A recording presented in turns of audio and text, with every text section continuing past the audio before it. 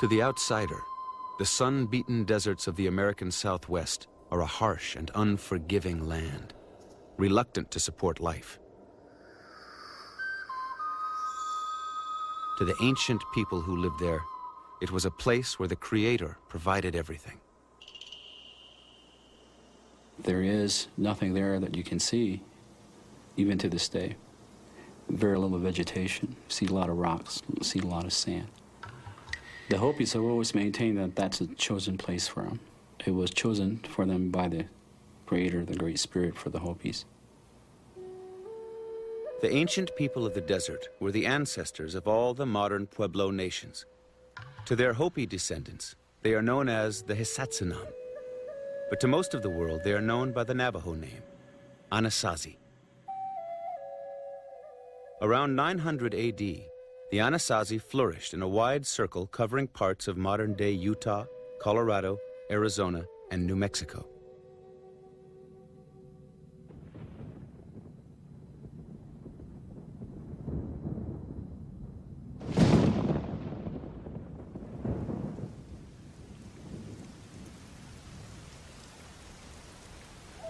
The Anasazi found balance with their world. They learned where to find water and how to harness it. Villages joined together to build dams, reservoirs, and irrigation canals, turning deserts into gardens of corn and squash. They were a people intimately connected to their land. In a very real sense, they emerged from it.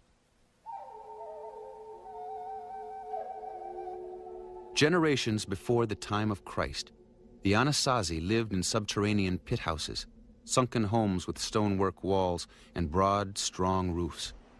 Formidable protection against the searing sun and bitter cold of the desert. With time, they adapted their above-ground storage houses into living spaces. But the underground pit houses were not abandoned. They were retained as spiritual places of teaching. The place of origin, the Kiva. 100 years before the first Gothic cathedrals were built in Europe, the master architects and stonemasons of the Anasazi were building great kivas that could hold 500 people. Around 900 AD, the Anasazi leadership embarked upon a bold and visionary plan. Create a mecca for pilgrimages and a focal point for trade at the very center of their land. They chose the barren, treeless Chaco Canyon, 100 miles northwest of present-day Albuquerque, New Mexico. It was a monumental undertaking. They built 400 miles of distinctive graded roads and broad avenues, all leading to the canyon. At distant points, signal stations were constructed where fires blazed to communicate across the vastness of the desert and to guide travelers at night. Over 50,000 trees were cut down in the surrounding mountains to build the towns of Chaco Canyon. Along with traders and pilgrims, the roads carried resources to maintain dozens of communities. None compared with the largest single complex the Anasazi ever built.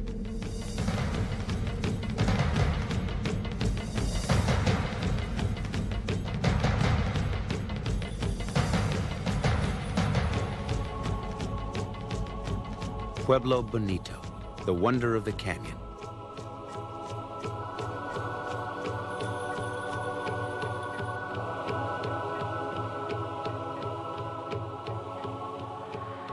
At its peak, Pueblo Bonito's 800 rooms may have housed over 1,000 residents.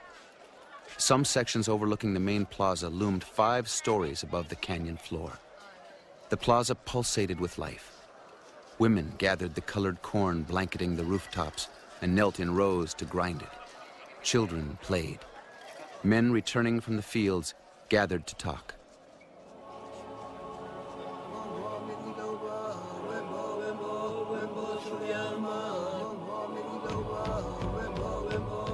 "37 sacred kivas scattered throughout the complex speak to Pueblo Bonito's rich ceremonial life. During ceremonies, the feet of dancers pounded the ground smooth as spectators huddled against buildings and thronged the roofs to watch. But Chaco Canyon was more than a spiritual mecca. It was also a center of trade and commerce. And trade in one stone, more valuable to Chaco's Mexican trading partners than gold or jade, was the engine of the canyon's economic growth. Turquoise.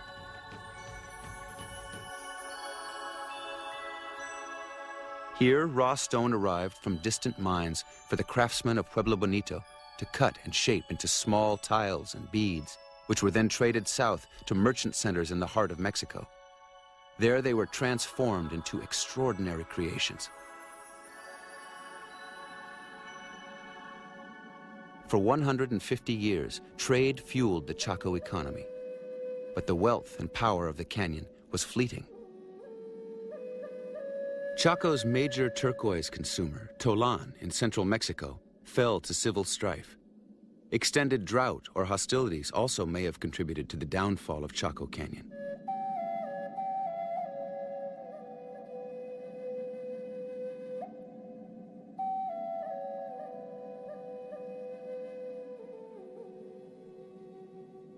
By 1150, it was in decline.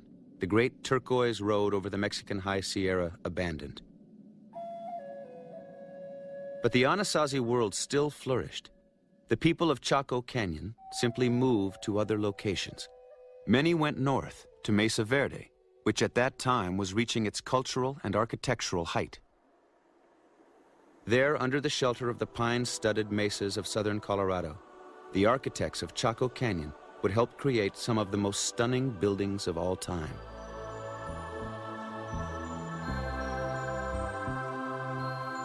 The largest of these is known as Cliff Palace, though it is a palace in name only. These beautiful stone buildings of the Anasazi were home to common families. It was a society based on equality. Men rotated service on public works. Women plastered houses. The man who farmed also carved. Spiritual leaders tilled the fields. Each time when I see and visit any ancient dwelling, I feel close because these are my ancestors, my forefathers for centuries. With little meditation, looking at their dwellings, within few minutes, half hour, I get refreshed.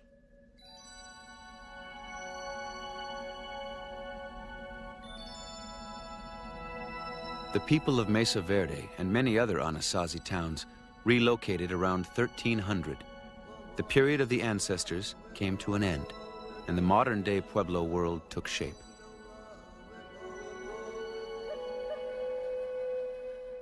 Traditions that live today in the American Southwest, the way of life, the architecture, the religion, are the resonance of a heritage reaching back thousands of years.